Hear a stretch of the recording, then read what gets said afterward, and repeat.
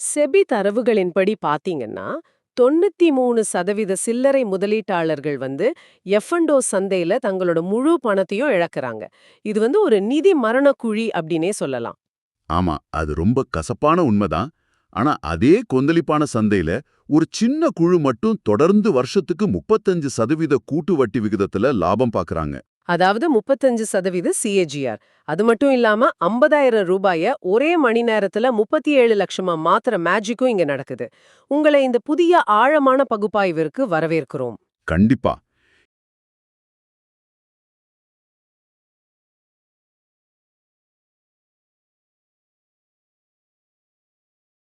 வர்த்தக ரகசியங்கள் தான். கரெக்ட்.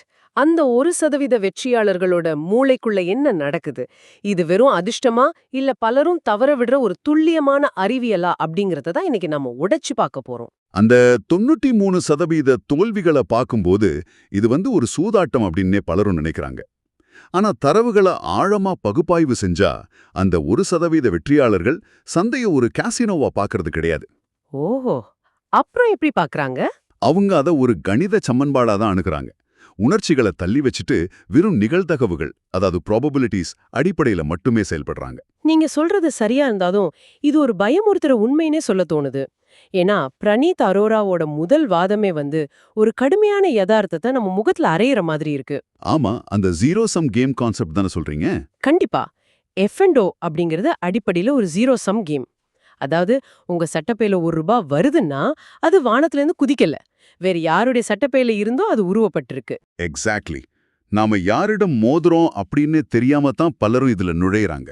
அதுதான் இங்க மிகப்பெரிய பிரச்சனையே. ஒரு சாதாரண சில்லறை முதலீட்டாளர் லேப்டாப்பை திறந்து வச்சுட்டு தான் ஏதோ மார்க்கெட்டோட சண்டையில தான் நினைச்சுக்கிறாரு. ஆனா உண்மையில அவர் மோதுறது யார் கூட தெரியுமா? வெளிநாட்டு நிறுவன முதலீட்டாளர்கள், அதாவது எஃப்ஐஐகள் கூடயும் ஃபியூச்சர்ஸ் ஃபர்ஸ்ட், கிராவிடான் மாதிரியான பில்லியன் டாலர்களை நிர்வகிக்கிற ப்ராப் ட்ரேடிங் நிறுவனங்கள் கூடயும் தான். அந்த நிறுவனங்கள் கிட்ட எல்லாமே ஒரு பெரிய சிஸ்டமா இருக்கும் இல்லையா? ஆமா, அவங்க கிட்ட உலகத்தோட அதிவேக அல்காரிதம்களும் எல்லையற்ற மூலதனமும் இருக்கு. மூலத்தரவுல இருக்கிற ஒரு புள்ளி விவரத்தை கேட்டீங்கன்னா நிஜமாவே அதிர்ந்து போவீங்க. சொல்லுங்க, அப்படி என்ன தரவு அது? ஒரு குறிப்பிட்ட ப்ராப் ட்ரேடிங் நிறுவனத்தோட கிரிப்டோ பிரிவு பாத்தீங்கன்னா கடந்த ஆண்டு மட்டும் 192% லாபம் ஈட்டியிருக்கு. அதுக்கு முந்தைய ஆண்டு 134% லாபம். ஒரு நிமிஷம், 192% லாபமா? இது சாதாரணமான விஷயம் கிடையாது. இந்த தரவு நமக்கு உணர்த்துவது என்னன்னா, சில்லறை முதலீட்டாளர்கள் சந்தையோடு போராடல, அவங்க சூப்பர் கம்ப்யூட்டர்களோட போராடிக்கிட்டு இருக்காங்க. அதான் பிரணீத் இது மிக அழகா சொல்றாரு. எழுத்துக்களே தெரியாம ஒரு பெரிய கட்டுரை எழுத ஆசைப்படுறதுக்கு சமம் அப்படின்னு. ஆனா எனக்கு இங்க ஒரு முரண்பாடான கேள்வி வருது. நாம சூப்பர் கம்ப்யூட்டர்களோடும் பல ஆயிரம் கோடி மூலதனம் கொண்ட பெரு முதலிகளோடும் தான் மோதணும் அப்படின்னா, சொல்லுங்க. உங்களை போன்ற நிபுணர்கள் ஏன் சாதாரண முதலீட்டாளர்களை 3 முதல் 6 மாசங்கள் பேப்பர் ட்ரேடிங் செய்ய சொல்றீங்க? இது தவிர்க்க முடியாத ஒரு படுகொலையை கொஞ்சம் தள்ளி போடுற ஒரு முயற்சி மட்டும்தானா? இதுல என்ன லாபம் இருக்கு? இல்ல, இது படுகொலையை தள்ளி போடுற முயற்சி கிடையாது. போர்க்களத்துல எப்படி சுடணும் அப்படின்னு கைகளை தயார்படுத்துற ஒரு பயிற்சி.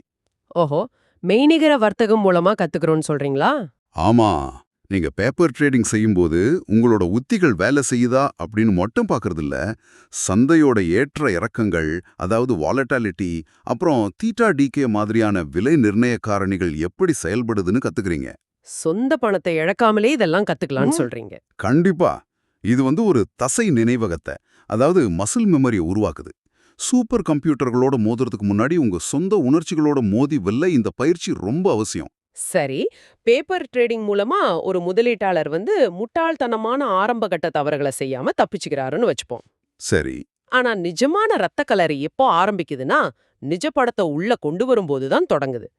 இந்தியாவுல திறக்கப்படுற 50% டிமேட் கணக்குகள் முதல் 6 மாசத்திலேயே மூடப்படுது. அது ஒரு கவலையான புள்ளி விவரம் தான். அப்போ மூலதனத்தை காப்பாத்துறதுக்கும் லாபம் ஈட்டுவதற்கும் அந்த 1% வெற்றியாளர்கள் பயன்படுத்துற அந்த ரகசிய ஆயுதம் என்ன? அந்த ரகசிய ஆயுதத்தோட பேர் தான் நிதி ஒழுக்கம், அதாவது ஃபைனான்சியல் டிசிப்ளின். நிதி ஒழுக்கம் கேட்பதற்கு ரொம்ப சாதாரணமா இருக்கே. மிக சாதாரணமா தெரிஞ்சாலும் இத செயல்படுத்துறது மனித இயல்புக்கு முரணான ஒரு விஷயம். பிரணீத் இதுல ஒரு ஆழமான உண்மையை பதிவு செய்றாரு. என்ன சொல்றாரு? சராசரி முதலீட்டாளர்கள் லாபத்தை புக் செய்றாங்க, ஆனா சிறந்த முதலீட்டாளர்கள் நஷ்டத்தை புக் செய்றாங்கன்னு சொல்றாரு. பலரும் தரவுகளை நம்புறதை விட குருட்டு நம்பிக்கை நம்புறதால தான் அழியறாங்க. அதாவது ஹோப் ஓவர் டேட்டா. இது கேட்பதற்கு நல்லா இருக்கு. ஆனா மனித உளவியலோட இத பொருத்தி பாருங்க. கண்டிப்பா பார்க்கலாம். ஒரு ட்ரேட்ல 5% நஷ்டம் வந்த உடனேயே அதை ஏத்துக்கிட்டு வெளியேறுவது அப்படிங்கிறது நான் எடுத்த முடிவு தவறு அப்படின்னு ஒருவன் தனக்குத்தானே ஒப்புக்கொள்வது போன்றது. மனித ஈகோ அது அவ்வளோ ஈஸியா ஏத்துக்காது. 100% உண்மை. இது எப்படி இருக்குன்னா 2 மணி நேரம் ஜிம்முல கடுமையா பயிற்சி செஞ்சுட்டு வழியில ஒரு முழு பீஸாவை சாப்பிடுறது போல இருக்கு. நல்ல ஒரு அனாலஜி இது. இறுதியில உடல் எடை குறையலன்னா பயிற்சியாளரை குறை சொல்வோம். அதுபோல தவறான முடிவுகளை எடுத்துட்டு மார்க்கெட்டை குறை சொல்வதுதான் இந்த 93% பேரோட வீழ்ச்சிக்கு காரணமா. மிக துல்லியமான ஒப்பீடு. அந்த 5% நஷ்டத்தை ஈகோ காரணமா ஏற்கும்போது என்ன ஆகும் தெரியுமா? என்னாகும்? இன்னும் கொஞ்சம் பொறுத்து பார்க்கலாம்னு தோணும். கரெக்ட். நாளை ஏறிவிடும், 1 மணி நேரத்துல மாறிவிடும் அப்படின்ற அந்த ஒற்றை நம்பிக்கையில நஷ்டத்தை 50% வளர விடுறாங்க. 50% நஷ்டம்னா கிட்டத்தட்ட மொத்த பணமும் காலி ஆயிடுமே. ஆமா. இத தடுக்கத்தான் துல்லியமான முதலீட்டு அளவு நிர்ணயம் அப்படிங்கிற ஒரு கணித உத்திய பயன்படுத்துறாங்க. இங்கிலீஷ்ல பொசிஷன் சைசிங் அப்படின்னு சொல்வாங்க. அத கொஞ்சம் விளக்கமா சொல்ல முடியுமா? இப்போ ஒருத்தர்கிட்ட 10 லட்சம் ரூபாய் மொத்த மூலதனம் இருக்குன்னு வச்சுப்போம். அவர் அதிகபட்சம் 1.5 முதல் 2 லட்சத்தை மட்டுமே, அதாவது 15லிருந்து 20% மட்டுமே F&Oக்காக ஒதுக்கணும். அதாவது மொத்த சேமிப்பையும் பணயம் வைக்க கூடாது. சரி, அப்போ அந்த 2 லட்சத்தையும் ஒரே வர்த்தகத்துல பயன்படுத்திடலாமா? இல்ல, அது தற்கொலைக்கு சமம். அந்த 2 லட்சத்துலயும் பாத்தீங்கன்னா ஒவ்வொரு வர்த்தகத்துக்கும் வெறும் 5 முதல் 10% மட்டும்தான் பயன்படுத்தணும். அதாவது 10,000 முதல் 20,000 ரூபாய் தான். ஏன் இந்த மாதிரி ஒரு உத்தி? இதனால லாபமும் குறைஞ்சிடும் இல்லையா? லாபம் குறைஞ்சாலும் பரவாயில்ல. தொடர்ந்து 10 வர்த்தகங்கள்ல நீங்க நஷ்டத்தை சந்திச்சாலும் சந்தையில தாக்கு பிடிச்சு நிக்கிறதுக்கான மூலதனம் உங்ககிட்ட மீதம் இருக்கணும். அதான் முக்கியம். உயிர் பிழைச்சு இருந்தா மட்டுமே அடுத்த நாள் நாம போரிட முடியும். எக்ஸாக்ட்லி. நஷ்டத்தை குறைப்பதும் மூலதனத்தை பாதுகாப்பதும் ஒரு ட்ரேடரை சந்தையில உயிரோட வச்சிருக்கோம். நீங்க சொல்றது புரியுது. ஆனா வெறும் உயிரோட இருப்பதன் மூலமா ஒருத்தரால 35% CAGR லாபத்தை அடைய முடியாது இல்லையா? கண்டிப்பா முடியாது. அங்கதான் அடுத்த கட்ட உத்திகள் வருது. மனிதனோட பேராசைய அவங்க எப்படி கையாள்றாங்க? உதாரணமா 100 ரூபாய்க்கு வாங்கின ஒண்ணு 140 ரூபாயை தொடும்போது உடனடியாக வித்துவிட்டு லாபத்தை பார்க்கணும் தானே மனித மூளை தூண்டும். ஆமா, அது ரொம்ப இயல்பான ஒரு உணர்வு தான். அந்த உணர்வை எப்படி வெல்றாங்க? இங்கதான் அவங்க ட்ரெய்லிங் ஸ்டாப் லாஸ் அப்படிங்கிற ஒரு இயந்திரத்தனமான உத்திய கையில எடுக்கறாங்க. ட்ரெய்லிங் ஸ்டாப் லாஸ் அது எப்படி வேலை செய்யுது? இப்ப 100 ரூபாய்க்கு வாங்கின ஆப்ஷன் 140க்கு செல்லும்போது அவங்க ஒட்டுமொத்தமா வித்துட்டு வெளியேறுவது கிடையாது. மாறா தங்களோட நஷ்டத்தடுப்ப, அதாவது ஸ்டாப் லாஸ 100ல இருந்து 120க்கு உயர்த்தி வைக்கிறாங்க. ஓஹோ, அப்போ ஒருவேளை சந்தை செறிந்தாலும் 120 ரூபாயில அது தானாகவே விற்கப்பட்டு லாபம் உறுதியாயிடும். கரெக்ட். சந்தை தொடர்ந்து ஏறிச்சுன்னா இந்த ஸ்டாப் லாஸும் தொடர்ந்து மேல நகர்த்தப்படும். இது பேராசையையும் பயத்தையும் ஒரே நேரத்துல சிஸ்டமேட்டிக்கா கையாள்ற வழி. நஷ்டத்தை கத்தரிப்பது, லாபத்தை ஓட விடுவது மிகச் சிறப்பான உத்தி. ஆனா இது தனிப்பட்ட வர்த்தகங்களுக்கு மட்டுமேயானதா? ஒரு முதலீட்டாளர் தனது ஒட்டுமொத்த போர்ட்ஃபோலியோவை எப்படி பார்க்கணும்? ஒரு சிறந்த முதலீட்டாளர் 2 மாசத்துக்கு ஒரு முறையாவது தனது போர்ட்ஃபோலியோவை மறுசீரமைப்பு செய்வாரு. அதாவது ரீபேலன்சிங். மூலத்தரவுல பாதுகாப்புத்துறை டிஃபென்ஸ் செக்டார் பங்குகளோட உதாரணம் மிக அழகா சொல்லப்பட்டிருக்கு. ஆமா, ரீசெண்டா டிஃபென்ஸ் ஸ்டாக்ஸ் ரொம்ப ஏறிச்சுல்ல? ஆமாம். சில மாசங்களுக்கு முன்னாடி பாத்தீங்கன்னா பாதுகாப்புத்துறை பங்குகள் 80 முதல் 100 மடங்கு PE-ல வர்த்தகமாக்கிட்டு இருந்துச்சு. இது ஒரு மிகப்பெரிய குமிழி, ஒரு பபிள். ஓ, அந்த நேரத்துல தான் விநியோகச் சங்கிலில தாமதம் அப்படிங்கிற செய்தி வருது. கரெக்ட். பட்ஜெட்லயும் எதிர்பார்த்த நிதி ஒதுக்கீடு இல்ல. அந்த தரவுகள் வந்த மறுகணமே உணர்ச்சிகளை ஓரமா வச்சுட்டு லாபத்தை எடுத்துக்கிட்டு வெளியேறினவங்க மட்டுமே மூலதனத்தை பெருக்குனாங்க. சரி, இதுவரை நாம தற்காப்பு உத்திகளை பார்த்தோம். ஒழுக்கம் உங்களை உயிரோட வச்சிருக்கோம். ஆனா அந்த மாபெரும் செல்வத்தை உருவாக்குற இயந்திரவியல், மெக்கானிக்ஸ் ஆஃப் வெல்த் எங்க ஒழிஞ்சிருக்கு? இதுலதான் லெவரேஜ் மற்றும் ஆப்ஷன் வாங்குபவர் விற்பவர் இடையேயான உளவியல் ஆட்டம் தொடங்குது. லெவரேஜ்னா கடனா வாங்குறது தானே? ஆமா. உங்ககிட்ட 1 லட்சம் ரூபாய் இருந்தா 5 லட்சம் ரூபாய்க்கான வர்த்தகத்தை செய்யற 5x லெவரேஜ் இங்க கிடைக்குது. ஆனா ஆப்ஷன் விற்பவர்களுக்கு, அதாவது ஆப்ஷன் செல்லர்ஸ்க்கு வெற்றி பெற 66% வாய்ப்பு இருக்குன்னு ஒரு புள்ளி விவரம் என்ன பிரமிக்க வைக்குது. இது எப்படி சாத்தியம்? அதுதான் இதுல இருக்கிற ரகசியமே. ஒரு நிமிஷம். அப்படியென்றால் பணம் உள்ளவர்கள் ஆப்ஷன்களை விற்று மேலும் பணக்காரர்கள் ஆவதற்கு ஏற்றவாறுதான் இந்த அமைப்பு வெளிப்படையாகவே வடிவமைக்கப்பட்டிருக்கா? ஆமா, அமைப்பு அப்படிதான் இயங்குது. ஆப்ஷன் விற்பவர்களுக்கு பல லட்சங்கள் மார்ஜின் தொகையா தேவைப்படும். எனவே பெரும் பணம் படைத்தவர்கள் மட்டுமே இதுல ஆதிக்கம் செலுத்துறாங்க. அப்போ சாதாரண மக்களோட நிலைமை? அவங்க வாங்குபவர்களா இருக்காங்க. ஆனா அந்த 66% வெற்றி வாய்ப்பு எப்படி வருதுன்னா, ஆப்ஷன் விற்பவர்கள் வெறும் சந்தையோட திசையை மட்டும் நம்பி இருக்குதில்ல. அவங்க பிரீமியம் அப்படிங்கிற காலத்தின் மதிப்பை அறுவடை செய்றாங்க. காலத்தின் மதிப்பா? அதாவது டைம் வேல்யூ. அது எப்படி வேலை செய்யுதுன்னு கொஞ்சம் விளக்கமா சொல்ல முடியுமா? நிச்சயமா. இப்போ ஆப்ஷன் வாங்குபவர் சந்தை தான் கணித்த திசையில வேகமா நகரணும் அப்படின்னு பந்தயம் கட்டுறாரு. ஆனா ஆப்ஷன் விற்பவர் பாத்தீங்கன்னா சந்தை எங்கும் நகராம ஒரே இடத்துல, அதாவது சைட்வேஸ்ல இருந்தாலும் லாபம் சம்பாதிப்பார். சந்தை நகரலனாலும் லாபமா? அது எப்படி? ஏன்னா ஆப்ஷன் ஒப்பந்தத்தோட காலம் முடிவடைய நெருங்க நெருங்க அதோட மதிப்பு தானாகவே குறைய தொடங்கும். இதத்தான் தீட்டா டிகே அப்படின்னு சொல்லுவாங்க. ஓஹோ, அதாவது நேரமாக ஆக மதிப்பு குறையும். ஆமா, வெள்ளிக்கிழமை சந்தை முடிஞ்சு திங்கட்கிழமை காலை திறக்கும் இடைப்பட்ட அந்த 2 நாட்கள்ல எந்த வர்த்தகமும் நடக்கலைன்னா கூட ஆப்ஷனோட மதிப்பு கணிசமாக குறைஞ்சிருக்கும். அப்போ வாங்குபவரோட பணம் காலப்போக்குல உருகி கொண்டே இருக்கும். கரெக்ட். அந்த உருகும் பணம் நேரடியாக விற்பவரோட கணக்கிற்கு செல்லும். அதாவது ஆப்ஷன் வாங்குபவர் சந்தையோட திசையை சரியாக கணித்தால் மட்டும் பத்தாது. அவர் கடந்து செல்லும் நேரத்தையும் இந்தியா விக்ஸ் மாதிரியான சந்தை ஏற்ற இறக்கங்களையும் எதிர்த்து போராடணும். ஆமா, வாங்குவோருக்கு 3 எதிரிகள் இருக்காங்க. நேரம் வாங்குபவருக்கு எதிரி, விற்பவருக்கு நண்பன். இது மிக கொடூரமான ஒரு விளையாட்டு. இதனால தான் பெரிய நிறுவனங்கள் ஆப்ஷன் விற்பனை செய்வதே ஒரு முழு நேர தொழிலா செய்றாங்களா? முற்றிலும் உண்மை. அவங்க இத ஒரு இன்சூரன்ஸ் கம்பெனி போல நடத்துறாங்க. பலர்கிட்ட பிரீமியம் வசூலிக்கிறாங்க. ஒருவேளை சந்தை அவங்களுக்கு எதிரா திரும்பிட்டா என்ன செய்வாங்க? அதுக்காக ஹெட்ஜிங் அப்படிங்கிற காப்பீடியும் பயன்படுத்துறாங்க. அதாவது ஆயிரக்கணக்கில் ஒரு ஆப்ஷனை விற்கும்போது ஒருவேளை பெரிய நஷ்டம் வரக்கூடாது அப்படிங்கிறதுக்காக மிக குறைந்த விலையில ஒரு ஆப்ஷனை வாங்கி வச்சுக்குவாங்க. ஸ்மார்ட். இது அவங்களோட நஷ்டத்தை துல்லியமா வரையறுத்துடுது. ஆமா, எக்ஸாக்டா. இந்த தியரிகள் எல்லாமே கேட்பதற்கு சரியா இருக்கு. ஆனா நிஜ வாழ்க்கையில இது எப்படி வேலை செய்யுது? பிரணீத் அரோராவோட சொந்த வர்த்தக பயணத்துல நடந்த சில பிரம்மாண்டமான சம்பவங்கள் இதற்கான பதில சொல்லுது. ஆமா, அவரோட அனுபவங்கள் ரொம்ப சுவாரஸ்யமானது. உதாரணமா பாத்தீங்கன்னா, கோவிட் காலத்துல உலகம் முழுவதும் சந்தை சரிந்தப்போ 320 ரூபாயிலிருந்து 60 ரூபாய்க்கு சரிந்த ஒரு வாகன தயாரிப்பு நிறுவன பங்குல அவர் 40 லட்சம் ரூபாய் முதலீடு செஞ்சாரு. அதான் அடுத்த 3-4 வருஷங்கள்ல அது 850 ரூபாய் தொட்டப்போ வித்திருக்காரு. 40 லட்சம் ரூபாய் கிட்டத்தட்ட 6-7 கோடிகளாக மாறியிருக்கு. 15 மடங்கு லாபம். இது எப்படி சாத்தியம்? அது அவரோட நீண்டகால முதலீட்டு திறனை காட்டுது. சந்தை பயத்துல உறையும் போது துணிந்து வாங்குற தைரியம் அது. ஆனா எஃப்என்டோல அவர் செஞ்ச மேஜிக் ஆப்ஷன் பிரைசிங் அப்படிங்கிற எந்திரவியலோட உச்சகட்டம். ஓ, அந்த உக்ரைன் ரஷ்யா போர் சமயத்துல நடந்ததா? ஆமா, உக்ரைன் ரஷ்யா போர் முதல்ல வெடித்த அந்த நாளை நினைச்சு பாருங்க. எனக்கு ஞாபகம் இருக்கு. அவர் ஒரு நிஃப்டி புட் ஆப்ஷனை வெறும் 5 ரூபாய்க்கு வாங்கி 50,000 ரூபாய் முதலீடு செஞ்சாரு. ஒரே மணி நேரத்துல அது 370 ரூபாயா மாறுச்சு. எக்ஸாக்ட்லி. 50,000 ரூபாய் வெறும் 60 நிமிஷத்துல 37 லட்சங்களா மாறுச்சு. 75 மடங்கு லாபம். இதை கேட்கும்போது நாமும் நாளைக்கே இதை செய்யலாமே அப்படின்னு ஒரு பேராசை வருது. ஆனா நாம இங்க நேர்மையா ஒரு விஷயத்த அலசணும். சொல்லுங்க. இது புடின் அன்றைக்கு போர தொடங்குனதால் கிடைத்த வெறும் அதிர்ஷ்டமா, அல்லது சந்தை வீழ்ச்சி அடையும் போது ஓடிஎம், அதாவது அவுட் ஆஃப் த மணி ஆப்ஷன்களை வாங்குவதில் ஏதேனும் துல்லியமான உத்தி இருக்கா? இது அதிர்ஷ்டமும் அறிவியலும் கலந்த ஒரு தருணம் தான். இது சந்தை மொழியில பிளாக் ஸ்வான் நிகழ்வு அப்படின்னு சொல்லுவாங்க. பிளாக் ஸ்வான்னா நடக்கவே சாத்தியமில்லைன்னு நினைக்கிற ஒரு நிகழ்வா?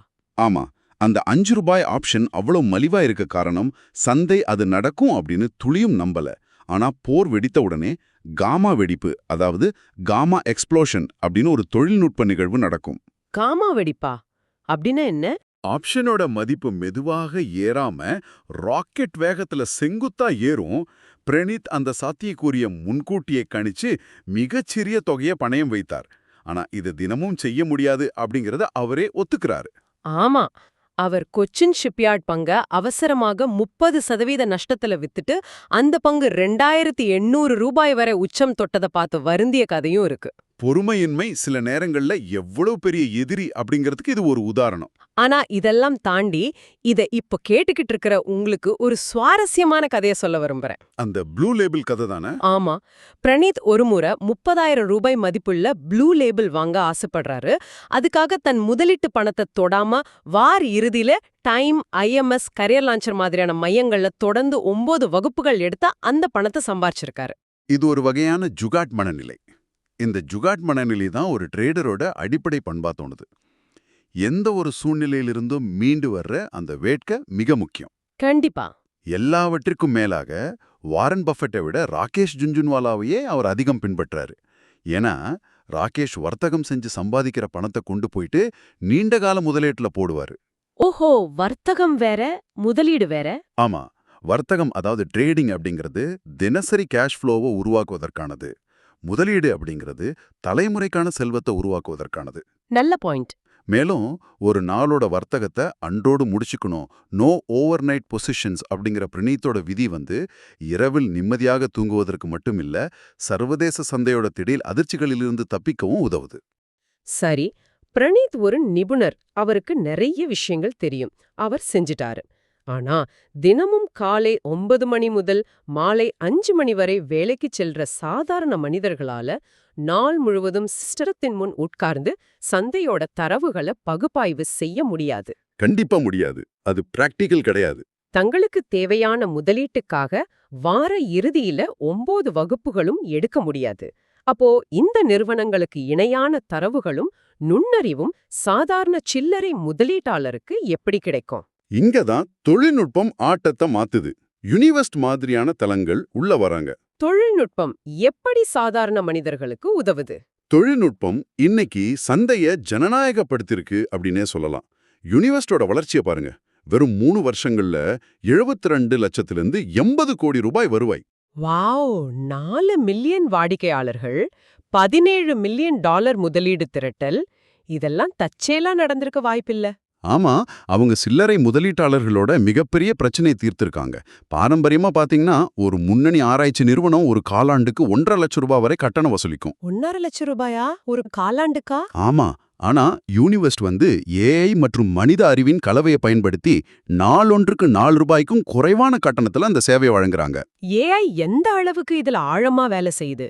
ஒரு மனித ஆய்வாளரால செய்ய முடியாத எதை ஏஐ சாதிச்சிட போகுது? வேகமும் தொடர்புகளை கண்டறியும் திறனும் தான் ஏஐயோட பெரிய பலம். மும்பை பங்கு சந்தையில உள்ள 7000க்கும் மேற்பட்ட பங்குகளை ஒரு மனிதனால் தினமும் படித்து பகுப்பாய்வு செய்ய முடியாது. அது உண்மைதான். உதாரணமா, அமெரிக்காவுல டொனால்ட் ட்ரம்ப் சீனா மீது 25% வரிகளை விதிப்பதாக ஒரு அறிவிப்பை வெளியின்றாருன்னு வச்சுப்போம். சரி, ஒரு பெரிய உலகளாவிய செய்தி வருது.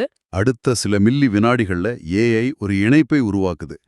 உலக அளவுல 37% அலுமினியத்தை நுகரும் நாடு சீனா.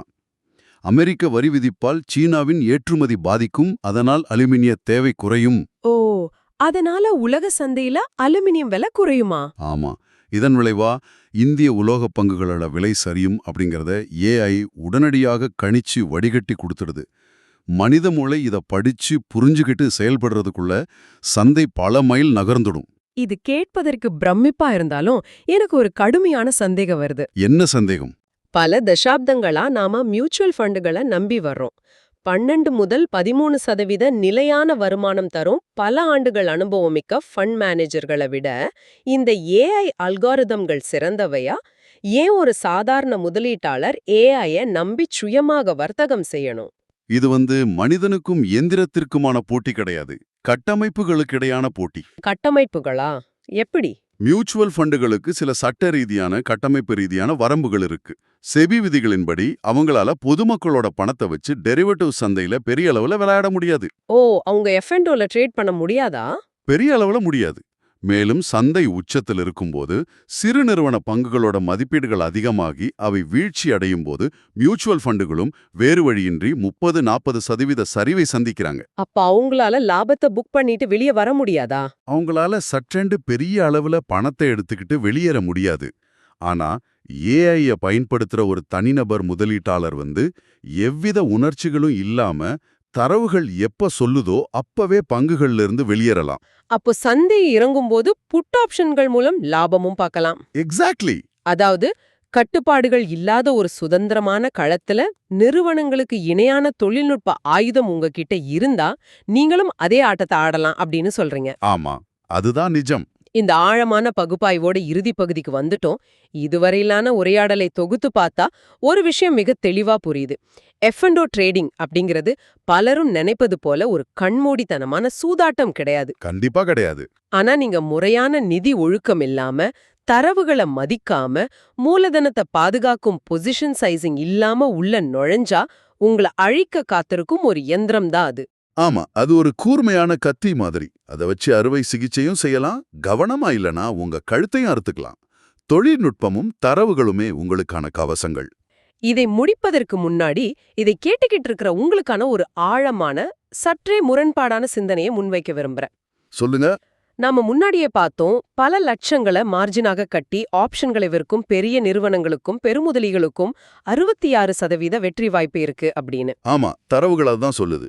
மறுபுறம் பாத்தீங்கன்னா, போதிய மூலதனம் இல்லாம, போதிய அறிவு இல்லாம, வெறும் பேராசையோட ஆப்ஷன்களை வாங்கி தங்களோட மொத்த பணத்தையும் இழக்கிற 93% சில்லறை முதலீட்டாளர்கள் இருக்காங்க. கரெக்ட். அப்படியென்றால் இந்த 93% மக்கள் இழக்கிற பணம் அப்படிங்கிறது அந்த 1% பெரும் பணக்காரர்களை போஷிப்பதற்காக சந்தை வசூலிக்கும் ஒரு வகையான வறுமை வரி, அதாவது பாவர்ட்டி டாக்ஸ் அப்படின்னு சொல்லலாமா? வாவ், அது நிதி உலகத்தோட கசப்பான யதார்த்தத்தை உரிக்கக்கூடிய மிக கூர்மையான ஒரு பார்வை. இந்த நிதி அமைப்போட மற்ற இடங்களிலும் எங்கு பார்த்தாலும் அதிக பணம் இருப்பவர்களுக்கு சாதகமான விதிகளும் அறிவு முதலுணமும் இல்லாதவர்களை சுரண்டும் அமைப்புகளும் இதே போல பல முகமூடிகளை அணிந்து மறைஞ்சிருக்கா அப்படின்னு சிந்திச்சு பாருங்க. இந்த சிந்தனையோட இன்றைய ஆழமான பகுப்பாய்வை நிறைவு செய்றோம். உங்கள் நேரத்திற்கும் தேடலுக்கும் நன்றி. தொடர்ந்து சிந்தியுங்கள், உண்மைகளை உடைத்து பாருங்கள்.